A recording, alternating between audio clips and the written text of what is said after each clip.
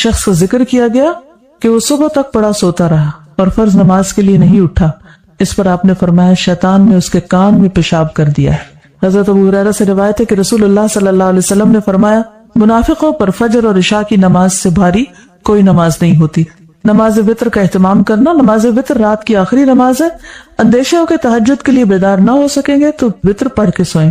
پھر اسی طرح حدیث میں آتا ہے کہ جسے اندیشہ ہو کہ وتر پڑھنے کے لیے رات کے آخری حصے میں نہیں اٹھ سکے گا، اسے رات کے پہلے حصے میں عشاء کے بعد وتر پڑھ لینی چاہیے۔ نماز عشاء کے بعد سونے میں تاخیر نہیں کرنی چاہیے، سوائے اس کے کہ ذکر الہی یا علمی گفتگو یا دینی مذاکرہ ہو، گھر والوں سے ضروری بات کے لیے جاگا جا سکتا ہے۔ نبی صلی اللہ علیہ وسلم نے فرمایا رات کا اندھیرا پھیل جانے کے بعد لایانی گفتگو نہ کیا کرو، اور ہمارے اکثر پروگرامز اور جو کچھ ہم دیکھتے سنتے ہیں یا جو کچھ ہوتا ہے وہ عام طور پر لایانی ہی ہوتا ہے۔ ابو برزہ اسلمی کہتے ہیں کہ آپ صلی اللہ علیہ وسلم عشاء میں تاخیر پسند فرماتے لیکن اس سے پہلے سونے کو اور اس کے بعد باتوں کو ناپسند کرتے۔ بسم اللہ پڑھ کر گھر کے دروازے بند کر دینے چاہیے، کیونکہ حدیث میں آتا ہے کہ دروازوں کو بند کر لیا کرو اور اللہ کا نام لے لیا کرو، کیونکہ شیطان بند دروازے نہیں کھولتا۔ سونے سے قبل آگ وغیرہ بجھا دینی چاہیے، خصوصاً سردی کے موسم میں گیس کے ہیٹرز وغیرہ بند کر دینے چاہیے۔ نبی صلی اللہ علیہ وسلم نے فرمایا جب سونے لگو تو گھر میں آگ کھلی نہ چھوڑو۔ آپ نے فرمایا ابن عباس سے روایت ہے کہ ایک بار ایک چوہیا چراغ کی بتی گھسیٹتی ہوئی لے آئی اور رسول اللہ صلی اللہ علیہ وسلم کے سامنے چٹائی پر ڈال دی جس پر آپ تشریف فرما تھے، اور ایک درہم کے برابر جگہ بھی جل گئی۔ تو آپ نے فرمایا جب تم سونے لگو تو اپنے چراغ بجھا دیا کرو، یعنی آگ کھلی نہیں رہنی چاہیے، کیونکہ ہو سکتا ہے کہ شیطان جو ہے وہ گھروں میں آگ لگانے کی کوشش کرے۔ شیطان اس قسم کی مخلوق کو آگے لگا لیتا ہے اور تمہارے گھروں میں آگ لگا دیتا ہے۔ نبی صلی اللہ علیہ وسلم نے فرمایا آگ دشمن ہے، اس لیے اس سے بچو۔ ابن عمر رات کو سونے سے پہلے اپنے گھر میں جہاں بھی آگ جل رہی ہوتی تھی بجھا کر سوتے تھے۔ ایسی جگہ سونے سے پرہیز کرنا چاہیے جہاں تازہ ہوا نہ آئے، ایسی چھت پہ نہیں سونا چاہیے جہاں منڈیر نہ ہو۔ رسول اللہ صلی اللہ علیہ وسلم نے فرمایا جو شخص کسی ایسی چھت پہ سوئے جس کے گرد کوئی منڈیر یعنی دیوار وغیرہ نہ ہو تو اس سے ذمہ اٹھ گیا، یعنی وہ اٹھ کے بازلوں کو چلنے کی عادت ہوتی اور چھت سے نیچے جا گرا مر گیا تو پھر اس کا اپنا قصور ہے۔ پھر اسی طرح تنہا گھر میں نہیں سونا چاہیے، بالکل آل الون۔ ابن عمر سے مروی ہے کہ نبی صلی اللہ علیہ وسلم نے تنہا رات گزارنے سے منع فرمایا ہے۔ کچھ بھی ہو سکتا ہے رات کو انسان کو، تو کوئی نہ کوئی آس پاس ہونا چاہیے۔ براء بن عازب کہتے ہیں کہ نبی صلی اللہ علیہ وسلم نے فرمایا جب تم رات کو بستر پر لیٹو تو نماز کی طرح وضو کر لیا کرو، یعنی سونے سے پہلے وضو کر کے سونا چاہیے، کیونکہ اس کے بارے میں آتا ہے کہ جو شخص باوضو رات کو سوتا ہے اس کے بستر میں فرشتہ رات گزارتا ہے۔ جب بھی وہ رات کی کسی گھڑی میں نیند سے بیدار ہوتا ہے فرشتہ کہتا ہے اللہ اپنے فلاں بندے کو معاف کر دے، اس لیے کہ وہ باوضو سویا۔ ساری رات فرشتے دعائیں کرتے رہتے ہیں۔ حدیث میں آتا ہے جو مسلمان باوضو ہو کر اللہ کا ذکر کرے اور ذکر کرتے ہوئے سو جائے، پھر رات کے کسی حصے میں اس کی آنکھ کھل جائے اور وہ اللہ سے دنیا اور آخرت کی خیر مانگے تو اللہ تعالیٰ اس کو عطا فرما دے گا، یعنی دعائیں بھی قبول ہوتی ہیں ایسے شخص کی۔ پھر وضو کا پانی اور مسواک تیار کر کے سونا چاہیے، کیونکہ صبح اٹھ کے انسان کو ایسی سستی ہوتی ہے کہ اگر اس وقت مسواک جگہ پہ نہیں رکھا ہو تو پھر ملتا ہی نہیں۔ سعد بن ہشام سے روایت ہے کہ ام المومنین سیدہ عائشہ رضی اللہ تعالیٰ عنہا نے رسول اللہ صلی اللہ علیہ وسلم کے وطر کے متعلق بیان کرتے ہوئے بتایا ہم آپ کے لیے مسواک اور وضو کا پانی تیار کر کے رکھ دیتے تھے۔ تو آج کل یہ ہے کہ سونے سے قبل رات ٹینکی وغیرہ کا پانی چیک کر کے سوئیں، تاکہ ایسا نہ ہو کہ صبح کے وقت بجلی بھی گئی بھی ہو اور پانی بھی نہ ہو اور نماز میں تاخیر ہو جائے، تو ایسا نہ ہو۔ نبی صلی اللہ علیہ وسلم کے پاس سوتے وقت بھی مسواک ہوتی، جب آپ بیدار ہوتے تو سب سے پہلے مسواک کرتے۔ پھر اسی طرح سوتے وقت سرما بھی لگایا جا سکتا ہے۔ حدیث میں آتا ہے کہ سوتے وقت عصمت سرما ضروری سمجھ لو، کیونکہ یہ نظر کو تیز کرتا ہے اور بالوں کو اگاتا ہے۔ رسول اللہ صلی اللہ علیہ وسلم کے پاس ایک سرما دانی تھی جس سے آپ سوتے وقت ہر آنکھ میں 3 بار سرما لگاتے تھے۔ ابو ہریرہ سے روایت ہے رسول اللہ صلی اللہ علیہ وسلم نے فرمایا کہ جب تم میں سے کوئی بستر پہ جائے تو اپنے تہبند کا کونا پکڑے اور اس سے اپنا بستر جھاڑے، یعنی بستر جھاڑ کے لیٹے، بسم اللہ پڑھے، کیونکہ وہ نہیں جانتا کہ اس کے بعد اس کے بستر پر کون آیا۔ یعنی دن میں اب آپ یہاں ہیں، جیسے ادھر ادھر کام کر رہے تو آپ کو نہیں پتا بستر پہ کیا چیز چڑھ کے سو رہی ہے، تو جب سونے لگے تو ایک دفعہ بستر کو جھاڑ لیں۔ نبی صلی اللہ علیہ وسلم نے فرمایا جب تم میں سے کوئی شخص بستر پر لیٹے تو پہلے اپنا بستر اپنے ازار کے کنارے سے جھاڑ لے، کیونکہ وہ نہیں جانتا کہ اس کی بے خبری میں کیا چیز اس پر آ گئی۔ آپ صلی اللہ علیہ وسلم نے فرمایا جو شخص اپنے بستر پر جانے لگے تو اسے چاہیے کہ وہ اپنے کپڑے کے کنارے سے اسے 3 مرتبہ جھاڑ لے، یعنی اپنا دوپٹہ لے کے یا کسی بھی چیز سے اس کو اچھی طرح جھاڑ لے، یا ویسے ہاتھ سے بھی جھاڑ سکتے ہیں۔ پھر یہ کہ زیادہ آرام دہ بستر نہ استعمال کریں۔ حضرت عائشہ فرماتی ہے کہ رسول اللہ صلی اللہ علیہ وسلم کا بستر چمڑے کا تھا اور اس میں کھجور کی چھال بھری ہوئی تھی۔ جب آپ سونے کا ارادہ کریں تو گھر میں جو بھی بتیاں یا روشنی وغیرہ ہے اس کو بجھا دیں۔ جابر روایت کرتے ہیں کہ رسول اللہ صلی اللہ علیہ وسلم نے فرمایا، رات کو جب سونے لگو تو چراغ بجھا دیا کرو۔ کیوں؟ ایک وجہ تو یہ ہے کہ چوہیا تیل میں سے وہ بتی نکال کے جلتی آگ کہیں اور جا کے پھینک دے تو گھر جل سکتا ہے۔ ایک اور ریزن بھی ہو سکتی ہے روشنی گل کرنے کی، انرجی سیو کرنے کے علاوہ اس میں ہیلتھ کا ایک بہت اہم نقطہ چھپا ہوا ہے۔ ٹھیک ہے، روشنی میں سونے کی وجہ سے آپ ریلیکس نہیں ہوتے پوری طرح۔ ہمارے جسم کے کچھ حصے صرف اس وقت کام کرتے ہیں جب مکمل ڈارکنس ہوتی ہے۔ اگر تھوڑی سی بھی روشنی کمرے میں ہو تو بھی وہ عمل متاثر ہوتا ہے۔ اس لیے کوشش یہ کیا کریں کہ جب آپ سوئیں، سونے سے پہلے آپ بستر جھاڑ لیں، ہر چیز کا بندوبست کر لیں، قریب اپنے ٹارچ رکھ لیں یا بیڈ سائڈ ٹیبل پہ اگر لیمپ وغیرہ ہے تو اس کو استعمال کر سکتے ہیں ضرورت پڑنے پر، لیکن سوتے وقت بتیاں بجھا کر سوئیں۔ کچھ لوگ ڈرتے رہتے ہیں اور وہ روشنی کر کے سوتے ہیں، اور سونے کے باوجود ان کی تھکاوٹ نہیں اترتی کیونکہ آپ پوری طرح ریلیکس ہی نہیں ہوتے ہیں۔ اس پر آپ مزید پڑھ بھی سکتے ہیں، ریسرچ کر سکتے ہیں کہ ٹوٹل ڈارک میں سونا کیوں ضروری۔ پھر دائیں کروٹ سونا، اگر بعد میں کروٹ بدلنی پڑے تو بدل سکتے ہیں، یہ نہیں کہ ساری رات ایک ہی کروٹ پہ سوئیں، لیکن آغاز میں دائیں طرف ہی ہو۔ رسول اللہ صلی اللہ علیہ وسلم نے برا بن عازب کو نصیحت کی، جب تم سونے کے لیے اپنے بستر پر آؤ تو نماز جیسا وضو کرو اور اپنے دائیں پہلو پر لیٹ جاؤ۔ ابو قتادہ کہتے ہیں کہ جب رسول اللہ صلی اللہ علیہ وسلم دوران سفر رات کے وقت پڑاؤ کرتے تو اپنی دائیں کروٹ لیٹتے، اور اگر صبح سے کچھ دیر پہلے پڑاؤ کرتے تو اپنے بازو کو کھڑا کرتے اور ہتھیلی پر اپنا چہرہ رکھتے، نہیں نیچے رکھ کے نہیں سوتے بلکہ بازو کھڑا کر کے سوتے۔ کیوں؟ تاکہ زیادہ گہری نیند نہ سو جائیں، نماز کے لیے اٹھ سکیں۔ دایاں ہاتھ رخسار کے نیچے رکھنا، یعنی سوتے وقت نہ صرف یہ کہ دائیں کروٹ ہو بلکہ دایاں ہاتھ دائیں گال کے نیچے ہو۔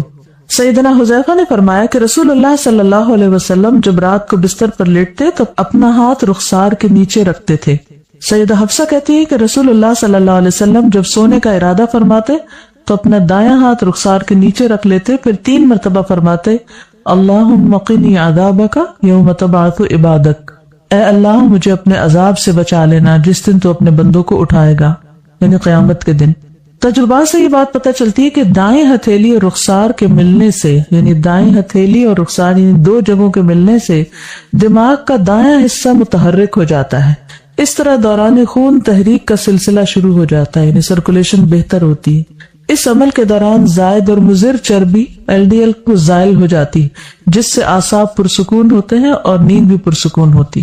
تو ہر چیز میں ایک حکمت ہے، لیکن ہم اس سے بڑھ کر سنت کی پیروی کریں گے۔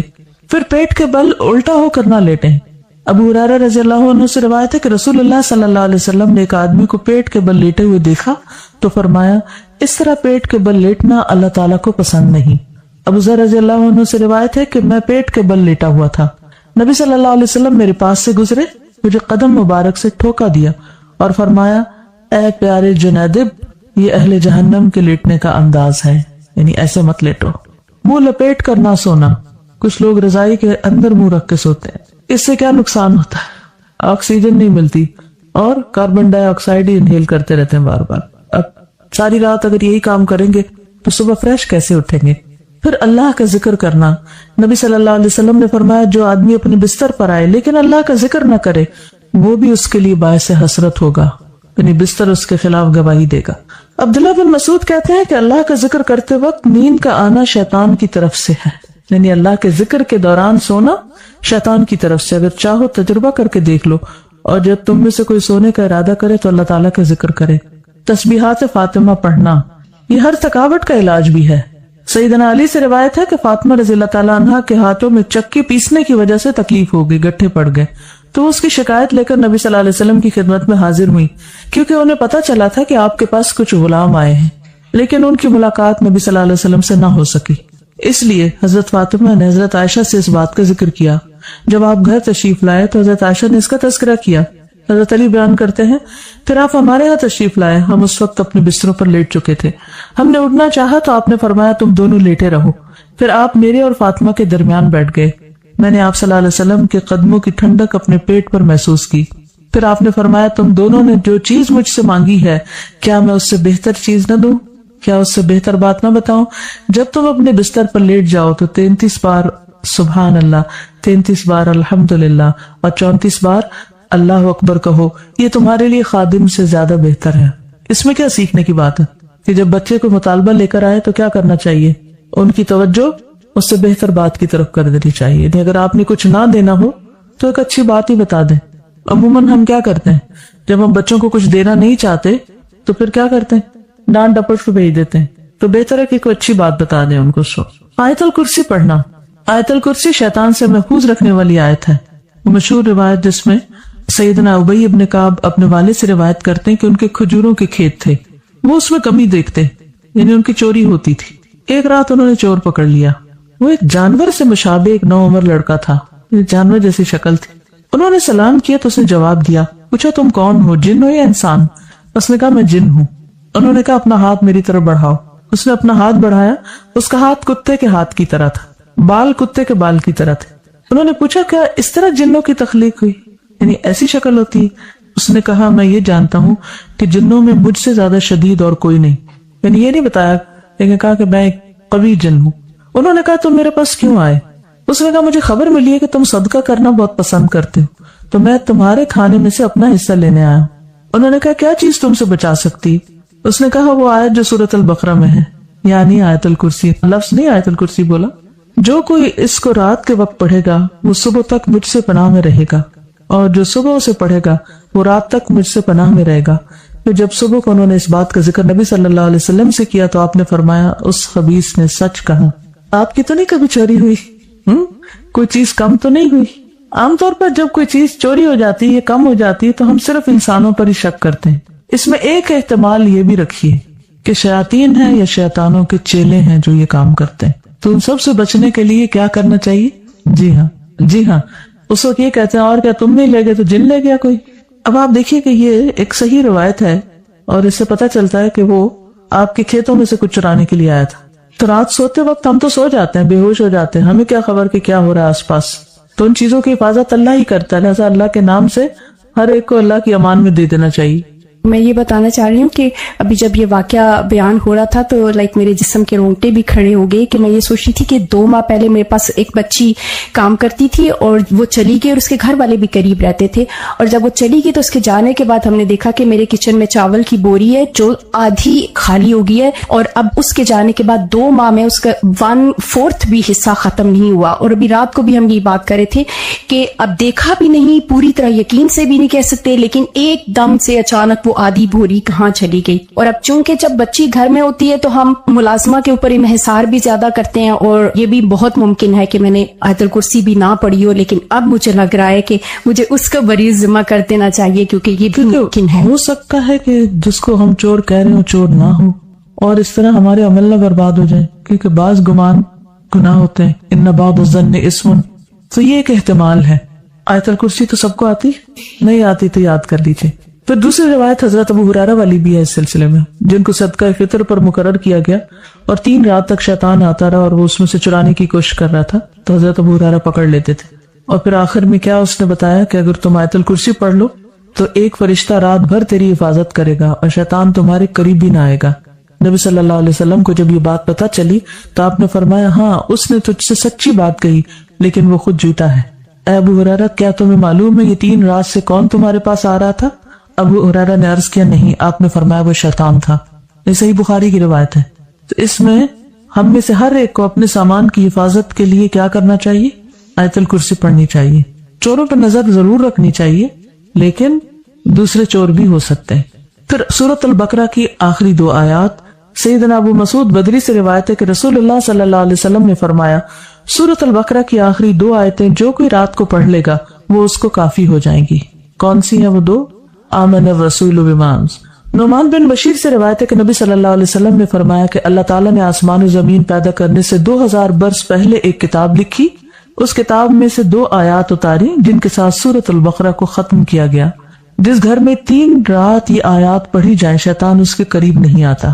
سورۃ الکافرون رات کو سوتے وقت پڑھنی چاہیے۔ پروہ بن نوفل اپنے والد سے روایت کرتے ہیں کہ نبی صلی اللہ علیہ وسلم نے نوفل سے فرمایا قل یا ایھا الکافرون پڑھو اور اسی پر بات چیت ختم کر کے سو جاؤ، اس کے بعد اور باتیں نہیں کرو۔ بے شک اس میں شرک سے برات کا اظہار ہے، یعنی سال میں پھر اگر انسان دنیا سے رخصت ہو جائے تو گویا وہ شرک سے بری ہو کر رخصت ہوا۔ سورۃ الاخلاص اور معوذتین بھی پڑھیں۔ ابو الدرداء سے روایت ہے کہ رسول اللہ صلی اللہ علیہ وسلم نے فرمایا، کیا تم اس سے عاجز ہو کہ ہر رات 1/3 قرآن پڑھ لو؟ صحابہ نے عرض کیا 1/3 قرآن کس طرح پڑھیں؟ آپ نے فرمایا قل هو اللہ احد 1/3 قرآن کے برابر ہے، یعنی رات کو سوتے وقت انسان اسے بھی پڑھ لے۔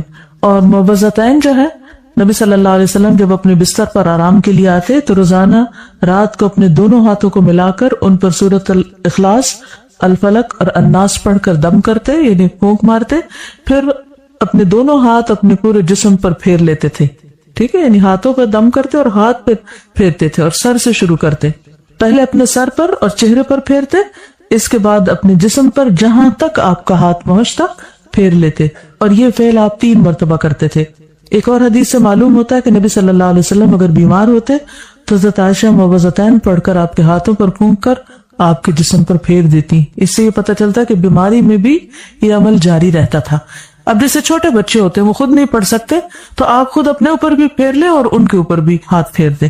اب یہ کہ ہاتھوں پر دم کر کے وہ پھونک جب ماری جاتی تو لازماً اس میں کچھ اثرات آتے ہوں گے، اسی لیے پھر وہ جسم پر پھیرنے کے لیے کہا گیا۔ سورۃ الملک، رات کو سونے سے قبل سورۃ الملک پڑھیں۔ ابو ہریرہ رضی اللہ عنہ سے روایت ہے کہ رسول اللہ صلی اللہ علیہ وسلم نے فرمایا، قرآن میں ایک سورت 30 آیتوں کی، اس نے ایک شخص کی شفاعت کی یہاں تک کہ وہ بخش دیا گیا، اور وہ ہے تبارک الذی بیدہ الملک۔ ایک اور روایت کے مطابق یہ عذاب قبر سے رکاوٹ ہے۔ ابو ہریرہ کہتے ہیں، بے شک اللہ کی کتاب میں ایک سورت ہے جو 30 آیات پر مشتمل ہے، وہ ایک شخص کی شفاعت کروائے گی، پھر اسے آگ سے نکلوا لے گی اور جنت میں داخل کروا دے گی، یعنی سورت الملک۔ سورت السجدہ بھی پڑھی جائے اگر آپ پڑھ سکے تو۔ جابر سے روایت ہے نبی صلی اللہ علیہ وسلم نہ سوتے جب تک کہ سورت الف لام میم تنزیل یعنی سورت السجدہ نہ پڑھ لیتے۔ ایک اور روایت میں بھی آتا ہے کہ آپ اس وقت تک نہیں سوتے تھے جب تک سورت السجدہ اور تبارک نہ پڑھ لیتے۔ حضرت عائشہ سے روایت ہے نبی صلی اللہ علیہ وسلم سوتے نہیں تھے جب تک کہ زمر اور بنی اسرائیل نہیں پڑھ لیتے تھے۔ ہم تو ساری زندگی بھر نہ کبھی ایک دفعہ یہ سب کچھ پڑھا ہو۔ ہم کیوں نہیں پڑھ سکتے؟ ہمیں کیا مشکل ہے؟ کیونکہ ہم بہت مصروف ہیں۔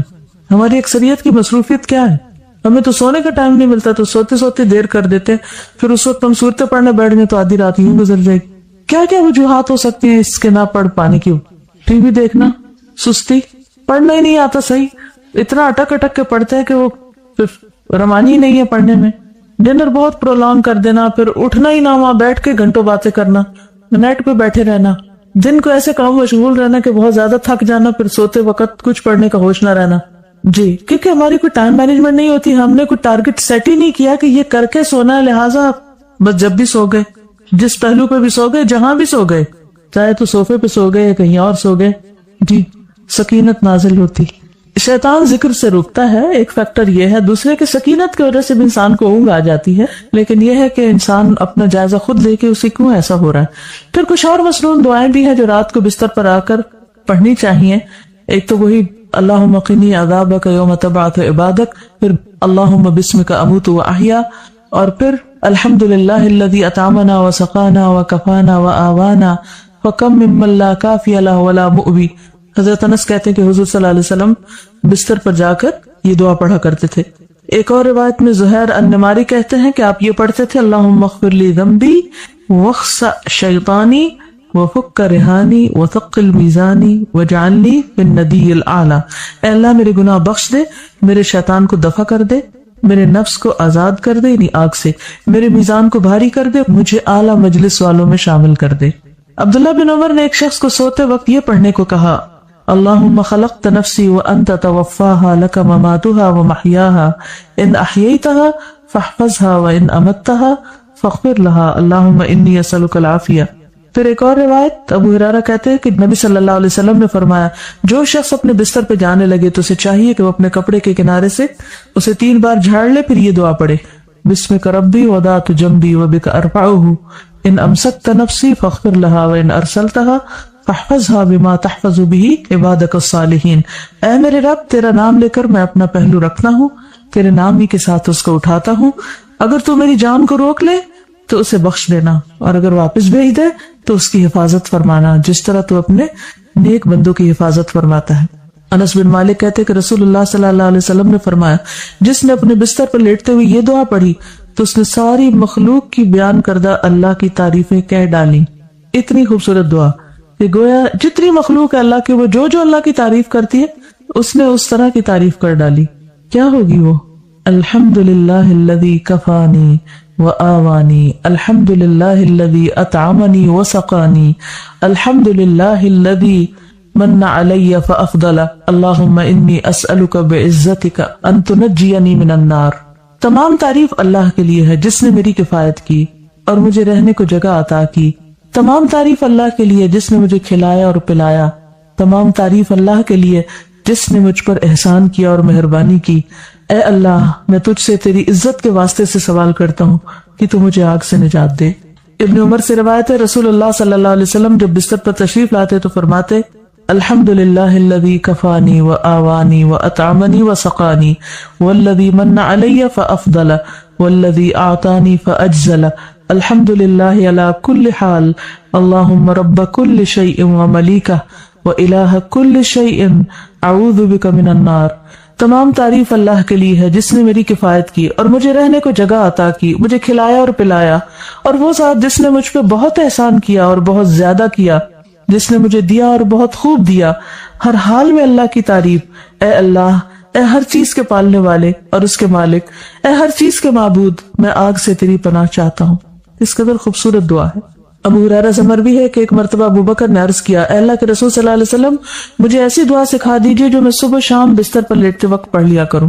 تو آپ نے یہ دعا سکھائی اللہم عالم الغیب والشہادۃ فاطر السماوات والارض رب کل شیء وملیکہ اشہد ان لا الہ الا انت اعوذ بک من شر نفسی ومن شر الشیطان وشرکہ.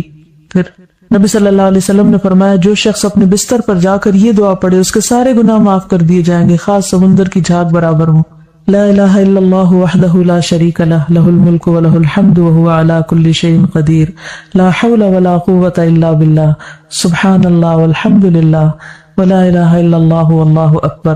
برا بن عازب کہتے ہیں نبی صلی اللہ علیہ وسلم نے ایک صحابی کو وصیت کی اور فرمایا جب تم بستر پہ جانے لگو تو یہ پڑھا کرو اللہم اسلمت نفسی الیک وفوضت امری الیک ووجہت وجہی الیک والجأت ظہری الیک رغبتا ورہبتا الیک لا ملجا ولا منجا منک الا الیک آمنت بکتابک الذی انزلت ونبیک الذی ارسلت.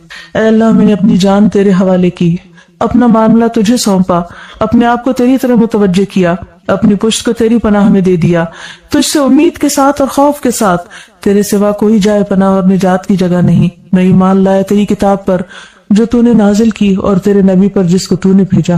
دیکھیے کتنے ذکر ہیں، کتنی دعائیں ہیں، ایک سے ایک بڑھ کر خوبصورت ہے.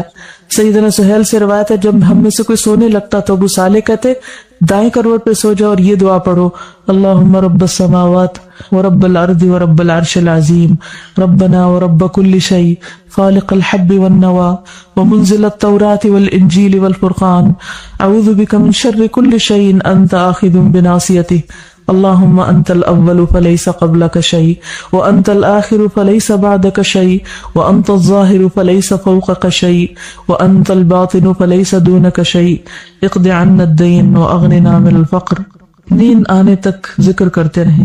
ربیہ بن کعب اسلمی کہتے ہیں میں دن کے وقت نبی صلی اللہ علیہ وسلم کی خدمت کرتا، جب رات ہو جاتی تو میں آپ کے دروازے پر جا کر رات گزارتا، میں آپ کو ذکر کرتے ہوئے سنتا رہتا، آپ سبحان اللہ سبحان اللہ سبحان ربی پڑھتے رہتے یہاں تک کہ میں اکتا جاتا اور مجھ پہ نیند کا غلبہ آ جاتا اور میں سو جاتا. رات کو پہلو بدلتے وقت لا الہ الا اللہ الواحد القہار رب السماوات والارض وما بینہما العزیز الغفار. رات آنکھ کھل جائے لا الہ الا اللہ وحدہ لا شریک لہ لہ الملک ولہ الحمد وہو علی کل شیء قدیر الحمد للہ وسبحان اللہ ولا الہ الا اللہ واللہ اکبر ولا حول ولا قوة الا باللہ. پھر کہے اللہم اغفر لی، یا کوئی دعا کرے تو اس کی دعا قبول ہوگی. اگر بستر سے اٹھ کر وضو کرے اور نماز پڑھے تو نماز قبول ہوگی. پھر برا خواب آ جائے تو دعا پڑھیے اعوذ باللہ من شر الشیطان وشرہا. پھر نیند میں ڈر جانے پر بھی دعا پڑھے اعوذ بکلمات اللہ التامات من غضبہ وعقابہ وشر عبادہ ومن ہمزات الشیاطین وان یحضرون. زبانی یاد کر لیں ورنہ رات کو اٹھ کے لائٹ آن کر کے کہاں سے ڈھونڈ کے پڑھیں. نیند میں ڈر جائیں تو پڑھیں اعوذ بکلمات اللہ التامات من غضبہ وعقابہ وشر عبادہ ومن ہمزات الشیاطین وان یحضرون۔ پھر اسی طرح خالد بن ولید کہتے ہیں میں رات کو نیند میں گھبرا جایا کرتا تھا، تو نبی صلی اللہ علیہ وسلم کی خدمت میں حاضر ہوا تو میں نے عرض کی میں رات کو نیند میں ڈر جاتا ہوں تو میں اپنی تلوار اٹھا لیتا ہوں اور جو چیز سامنے آتی ہے اسے مار ڈالتا ہوں۔ آپ نے فرمایا کیا میں تمہیں وہ کلمات نہ سکھاؤں کہ جو روح الامین نے مجھے سکھائے؟ میں نے کہا کیوں نہیں؟ آپ نے فرمایا کہو اعوذ بکلمات اللہ التامات التی لا یجاوزہن بر ولا فاجر من شر ما ينزل من السماء وما يعرج فيها ومن شر فتن اللیل والنہار ومن کل طارق الا طارقا یترک بخیر یا رحمان۔ اسی طرح ایک اور روایت میں ہے رسول اللہ صلی اللہ علیہ وسلم نے فرمایا جو رات میں تکلیف اور مشقت اٹھانے سے گھبرائے اور ڈرے کہ دشمن اس سے لڑے تو وہ کثرت سے یہ کلمات پڑھے سبحان اللہ والحمد للہ ولا الہ الا اللہ واللہ اکبر، کہ صبح جب آپ کی آنکھ کھلے تو آپ کیا کریں، اپنے دن کا آغاز کس طرح سنت کے مطابق کریں۔ سب سے پہلی چیز ہے چہرے پر سے نیند کے آثار کو مٹانا۔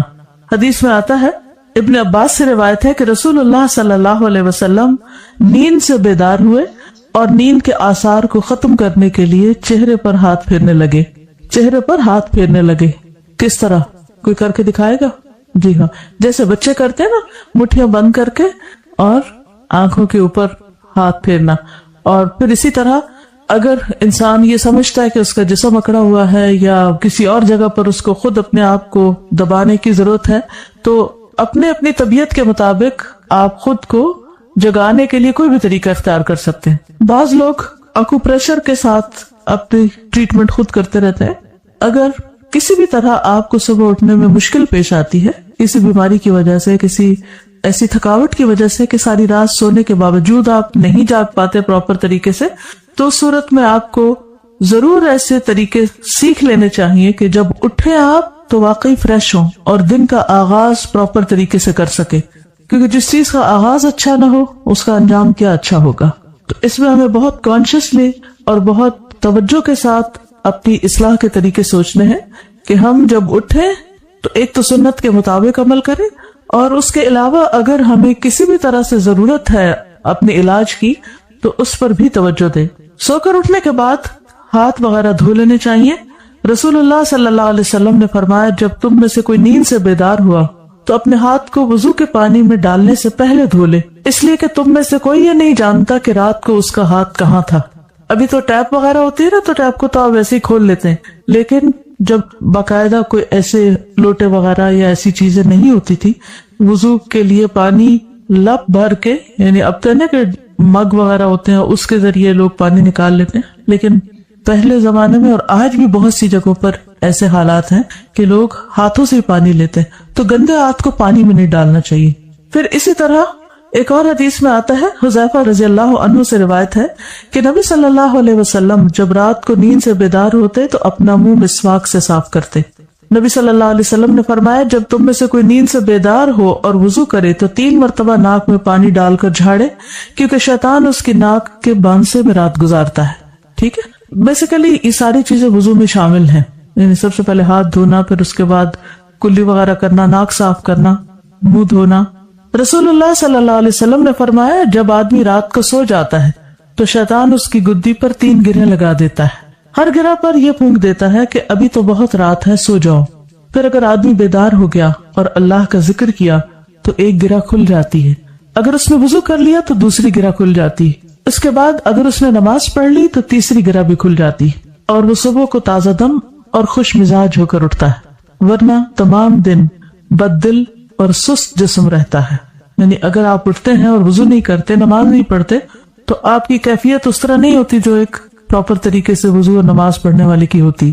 اب اگر آپ پیریڈز کی حالت میں ہیں اور آپ کو وضو نہیں کرنا، نماز نہیں پڑھنی، تو آپ اپنے اوپر سے اسے خاص قسم کے ڈپریشن کی کیفیت یا سستی یا بیزاری کی کیفیت کو کیسے دور کر سکتے ہیں؟ کیا کرنا چاہیے آپ کو؟ جی ہاں، ان ڈیز میں وضو کرنا منع نہیں ہے، نماز پڑھنے کی تو اجازت نہیں، لیکن وضو کرنا منع نہیں ہے۔ آپ اسی طرح اپنے ہاتھ دھوئیں، اچھی طرح ناک صاف کریں، مسواک خوب اچھی طرح کریں، اور جیسے وضو کرتے اسی طرح پورے ہاتھ میں دھو لیں۔ اگر نہانا چاہے تو نہا بھی سکتے ہیں، نہانا بھی منع نہیں ہے۔ اور پھر اگر کوئی اور کام کاج کر رہے ہیں تو چلتے پھرتے بھی ذکر اذکار کرتے رہیں، تو انشاءاللہ وہ جو کیفیت ہے ایک گھٹن کی سی یا تنگی کی وہ دور ہو جائے گی. ٹھیک ہے. یہ بتائیے کہ آپ لوگ مسواک کتنے منٹ تک کرتے ہیں؟ تقریباً مسواک کتنی دیر تک کرتے ہیں؟ کتنے لوگ 5 منٹ کرتے ہیں؟ کتنے لوگ 5 منٹ سے کم کرتے ہیں؟ کتنے لوگ 10 منٹ کرتے ہیں؟ کتنے لوگ 15 منٹ کرتے ہیں؟ میں 15 منٹ مسواک کرتی ہوں, مسلسل 15 منٹ. کیونکہ مسواک ایسی چیز نہیں ہوتی ٹوتھ برش کی طرح کہ جس کو آپ 2 دفعہ ادھر ادھر کریں اور آپ کا منہ صاف ہو جائے. کیونکہ اگر آپ ایک ایک دانت کو باہر سے اور اندر سے اور پھر تالو اور پھر ٹنگ اور پورے ایریے کو حتیٰ کہ آپ اپنے ٹانسل وغیرہ ہیں وہاں تک اگر آپ مسواک لے جاتے ہیں اور پوری طرح کلین کرتے ہیں تو اتنا ٹائم تو کہیں گیا ہی نہیں. اس وقت بھی میری تسلی نہیں ہوتی کہ واقعی چھوڑ دینا چاہیے, صرف یہ ہوتا ہے کہ بہت وقت جا رہا ہے تو اس لیے چھوڑنا پڑتا ہے. 3 منٹ میں کوئی مسواک نہیں ہوتا اور نہ دانت صاف ہوتے ہیں نہ منہ صاف ہوتا ہے. اس کو تھوڑا سا انکریز کر لیجیے. اگر آپ سمجھتے ہیں کہ آپ کے لیے مشکل ہے کہ آپ اٹھے ہی دیر سے, کیونکہ جو دیر سے اٹھے گا وہ یہ نہیں کر سکے گا, اس کے لیے آپ کو 15 منٹ کم از کم پہلے اٹھنا پڑے گا. اور اگر آپ دیر سے اٹھیں کسی وجہ سے اور اس وقت آپ کو وقت نہیں ملا تو آپ کیا کر سکتے ہیں, واک کے دوران یا کسی بھی اور کام کاج کے دوران آپ مسواک کرتے رہیں.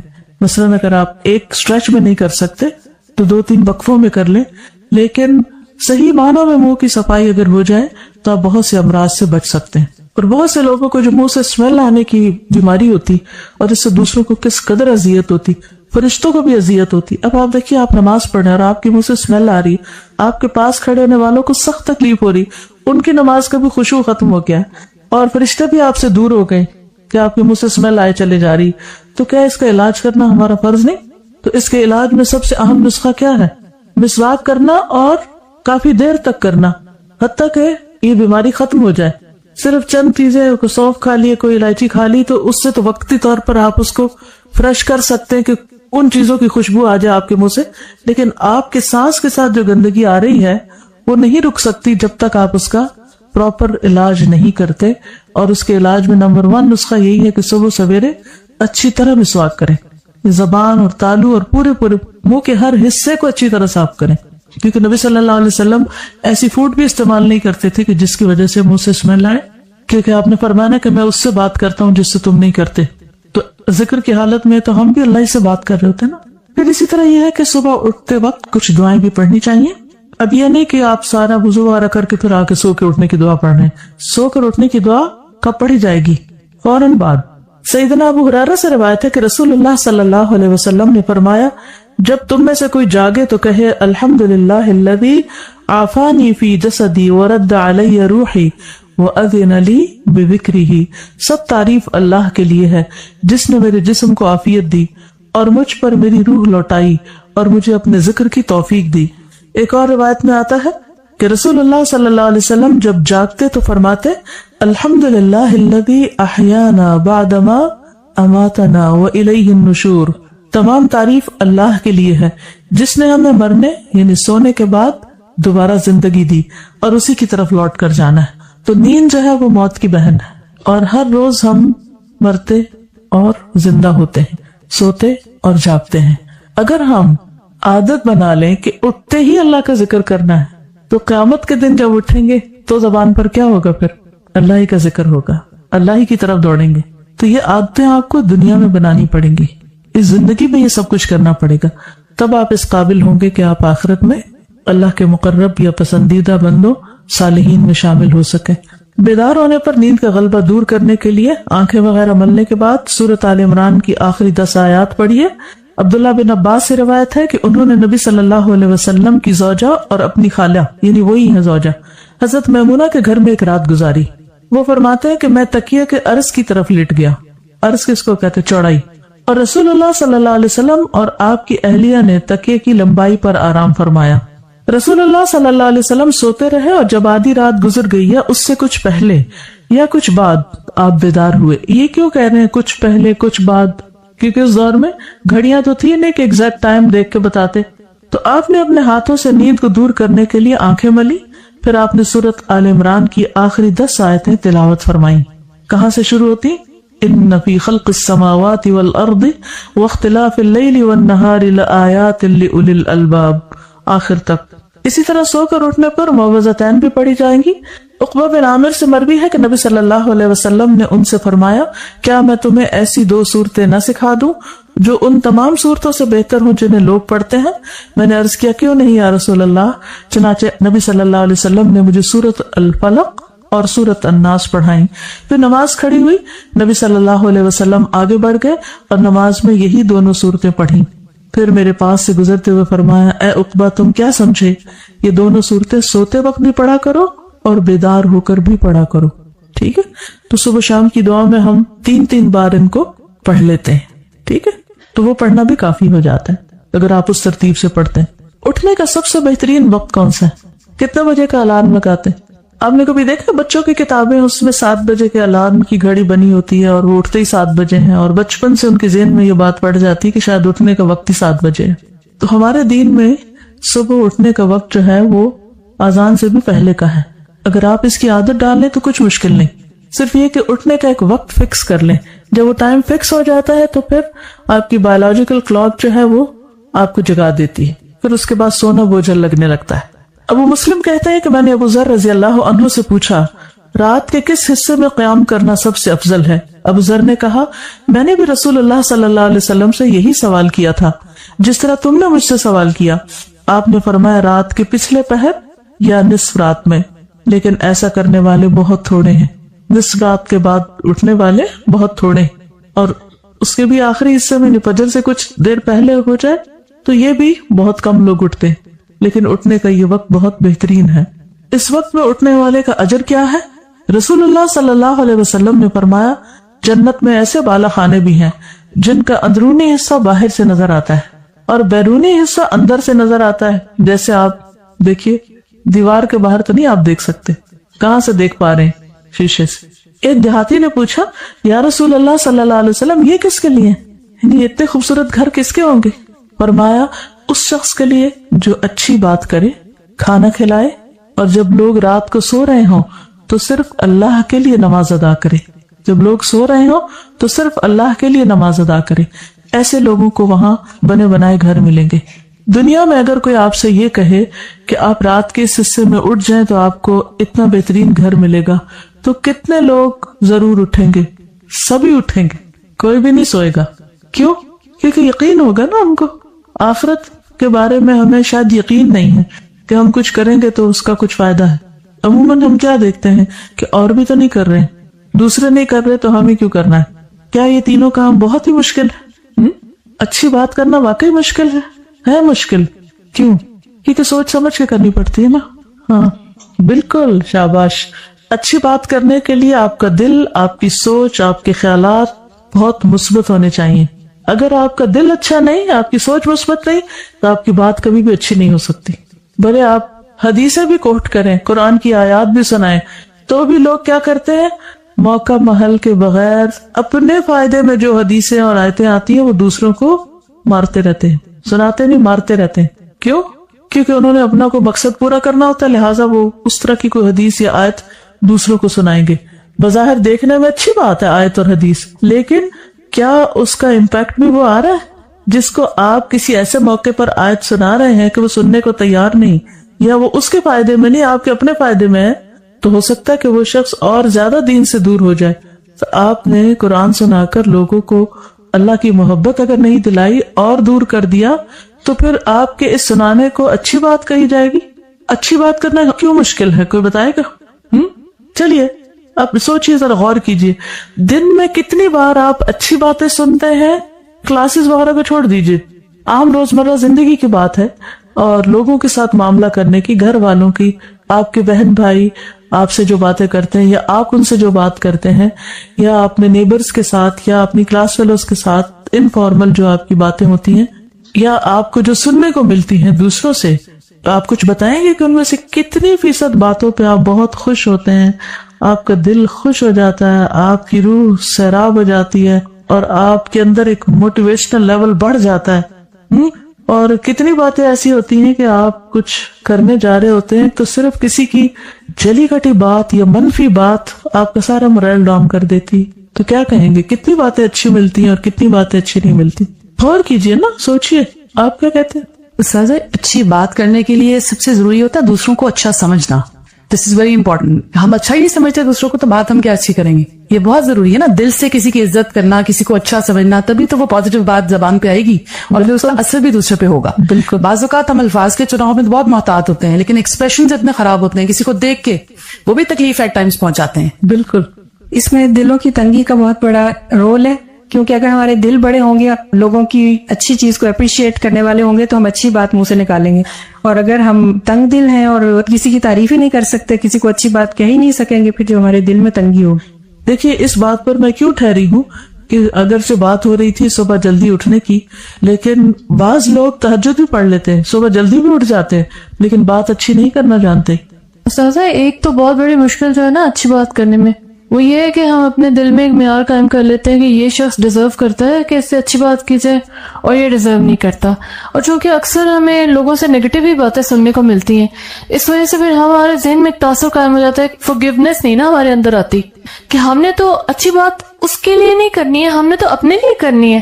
تو ہمیں یہ سب لگتا ہے جیسے ہم اس پہ کوئی احسان کرنے لگے اور ہم نے نہیں کرنا ایسا. بالکل. مثال کے طور پر آپ دیکھیے کہ کوئی شخص آپ سے آ کے کوئی سوال پوچھتا ہے, کوئی بات کرتا ہے, تو عموماً آپ کا رویہ کیا ہوتا ہے, جواب کیسے دیتے ہیں اس کو؟ کوئی آپ سے مدد چاہتا ہے, ایک سے دوسری یا تیسری دفعہ وہ وہی سوال کر رہا ہے, آپ اس وقت تھکے ہوئے ہیں یا آپ اریٹیٹڈ ہیں, تو اس وقت آپ کا رویہ کیا ہوتا ہے؟ عام طور پہ ہم کیا کہتے ہیں, کتنی دفعہ بتاؤں تمہیں, کتنی دفعہ سمجھاؤں, تمہیں سمجھ نہیں آتی, عقل کہاں ہے تمہاری, کہاں کھوئے ہوئے ہو؟ بے شمار جملے ہیں اس قسم کے لوگ ایک دوسرے کو کہہ رہے ہوتے ہیں. خود ہی سوچو, خود ہی فگر آؤٹ کرو. استاذہ ایک دفعہ آپ نے اس کے بارے میں ایک ٹپ دی تھی کہ اپنا ریموٹ دوسروں کے ہاتھ میں نہیں دینا چاہیے. یعنی یوزلی جو ہم سے اچھی بات کبھی کوئی کرتا ہے تو ہم اچھے ہی اس سے بات کر رہے ہوتے ہیں, اور جہاں کوئی ہم سے کوئی غلط بات کرتا ہے ہم فوراً بھڑک اٹھتے ہیں اور ہم کہتے ہیں کہ دس از واٹ یو ڈیزرو. بالکل.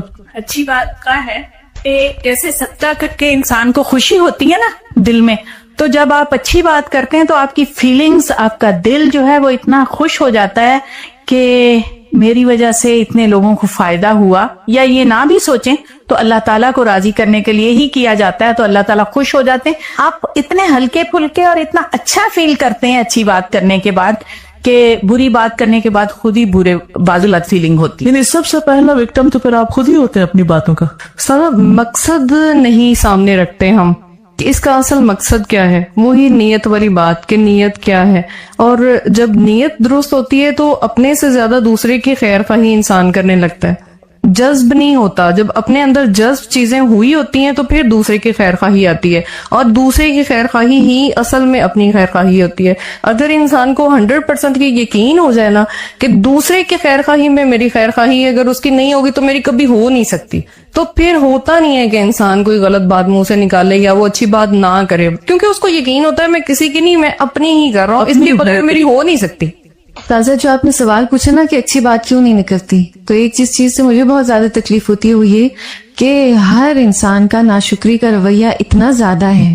اپنی جو ہم چیزیں اور نعمتیں وہ نہیں دیکھتے, اور ہر وقت یا تو ہم موسم کو رو رہے ہوں گے, یا ہم اپنی بیماری کو رو رہے ہوں گے, یا ہم اپنی تھکان کو, یا کام کے بوجھ کو. تو جو دل میں شکایات بھری ہوئی ہیں تو وہ ہماری باتوں میں بھی پھر وہی آ جاتا ہے. واقعی مجھے بعض اوقات یہ سمجھ نہیں آتی کہ میں کسی سے معمولی سا بھی سوال پوچھتی ہوں تو ایک دم بھڑک اٹھتا ہے کہ نہیں ایسا تو نہیں بھائی, سوال کر رہے ہیں, ایک معلومات چاہیے آپ سے, کوئی بات چاہیے, تو اتنے ریاکشن میں آنے کی کیا ضرورت ہے. مجھے لگتا ہے کہ بعض لوگ صرف الزام تراشی کے ماحول میں پلے ہوتے ہیں, وہ ہر بات کو اپنے خلاف سمجھتے ہیں, ہر بات کو اپنے اوپر اعتراض سمجھتے ہیں. اگر ان سے چھوٹی سی بھی بات معلوم کر لی جائے, نہیں ایسے نہیں, ایک دم نئی سے بات شروع کریں گے جیسے کاٹ لیا گیا ان کو. ہاں, تو ہمیں سوچنا چاہیے کہ ہم دوسرے کی بات غور سے سنیں تو صحیح کہ دوسرا کہنا کیا چاہ رہا ہے. سننے سے بھی کان بند کر لیتے ہیں, باقاعدہ منہ اوپر کر لیتے ہیں. یعنی ہمیں اخلاق کیا کہتا ہے کہ کسی کی بات یوں کر کے سنیں یا یوں کر کے سنیں. کسی بھی مجلس میں بات کرتے کرتے یوں منہ کر لینا کس بات کی علامت ہے کہ مجھے کوئی پرواہ نہیں تم کیا بات کر رہے ہیں, تم کون ہو. پوسچر بھی میٹر کرتا ہے. نبی صلی اللہ علیہ وسلم کی سنت کیا تھی, جب کوئی بات کرتا تھا تو آپ اس کی طرف پوری طرح متوجہ ہو جاتے. تو ہم آپس میں ہی بات کرنا نہیں جانتے, اور ہم سب دعویٰ کرتے ہیں کہ ہم دین پڑھ رہے ہیں اور دین پڑھا رہے ہیں اور دین کی خدمت میں دن رات لگے ہوئے ہیں, اور چھوٹی چھوٹی باتوں پہ آپے سے باہر ہو جاتے ہیں, بد اخلاقی کے بدترین مظاہرے کرتے ہیں. جی ساتھ میں یہ سوچ رہی تھی کہ ہم نے اپنے ملک کے حالات کو اپنے اوپر مسلط کیا ہوا ہے. جب ہم بیٹھتے ہیں ہم کہتے ہیں آج گیس کی لوڈ شیڈنگ بہت ہو گئی, آج آلو بہت مہنگے ہو گئے, پیٹرول بھی بہت. ہم دوسرے کے گھر جاتے ہیں instead of asking how they are, ہم پہلے پوچھتے ہیں آپ کی گیس کی لوڈ شیڈنگ تو نہیں ہو رہی, اور پھر دس از آل وی ٹاک اباؤٹ. پھر جب ہم کمپلین شروع کرتے ہیں وی کمپیٹ ان کمپلیننگ. کوئی کہتا ہے ہمارے تو 3 گھنٹے لوڈ شیڈنگ ہوئی بجلی کی, ہم کہتے ہیں نہیں ہمارے گھر میں تو 6 گھنٹے بجلی کی لوڈ شیڈنگ ہوئی. We don't turn the conversation. پھر اتنا جب نیگیٹیوٹی ہوتا ہے how can we be positive. آپ ٹویٹر پہ چل جائیں, فیس بک پہ چل جائیں, آپ اخبار پڑھ لیں, آپ ٹی وی دیکھ لیں, everyone's complaining about the same thing. جیسے انہوں نے کہا نا کہ اصل بات ہی ناشکری کے رویے ہیں. نفسیات میں یہ دیکھا گیا کہ 80 to 90% جو لوگ ہوتے ہیں وہ سب سے پہلے چیز کا منفی پہلو دیکھتے ہیں. اس میں ایک ٹیسٹ کیا گیا کہ ایک سادہ وائٹ کلر کا پیج لے کے اس کے درمیان میں ایک گول بلیک دائرہ لگایا گیا اور ان سے پوچھا گیا اچھا بتاؤ یہ کیا ہے, تو سب سے زیادہ لوگوں نے یہ کہا کہ یہ بلیک سرکل ہے. 95 to 5% صرف وہ لوگ تھے, مطلب صرف 5% ایسے لوگ تھے جنہوں نے یہ کہا کہ یہ سفید پیپر ہے جس کے اوپر ایک بلیک دائرہ لگا ہوا ہے. تو انہوں نے یہ کنکلوڈ کیا کہ زیادہ تر لوگ جو ہیں وہ چیز کا نیگیٹو پہلو دیکھتے ہیں. اور اسی طرح ہم منفی بات اس لیے کرتے ہیں کیونکہ ہماری جو زیادہ تر سوچ ہوتی ہے, جو ہمارا کنکلوژن ہوتا ہے وہ پریویس بیسڈ ہوتا ہے. ہم یہ کہتے ہیں کہ پچھلی دفعہ تم نے یوں کیا تھا, یہ تمہارا نیگیٹو ریئیکشن تھا, اس لیے اب کی بار بھی تم یہی کرو گے, تو وہ ہم اس کو اچھی بات نہیں کہتے. اٹیک کرنے کا جوابی. یعنی سب سے زیادہ جن لوگوں کے ساتھ ہم وقت گزارتے ہیں ان کے ساتھ اچھی بات کرنے میں سب سے زیادہ مشکل پیش آتی ہے. جی, میں نے ایک جگہ پہ پڑھا تھا, مجھے بہت اچھا لگا کہ بعض اوقات اچھی بات کے اندر رکاوٹ یہ بھی ہوتی ہے نا کہ اچھا نہیں سمجھتے دوسروں کو, رسپیکٹ اتنی نہیں ہوتی دل میں. تو ایک کسی نے بڑا اچھا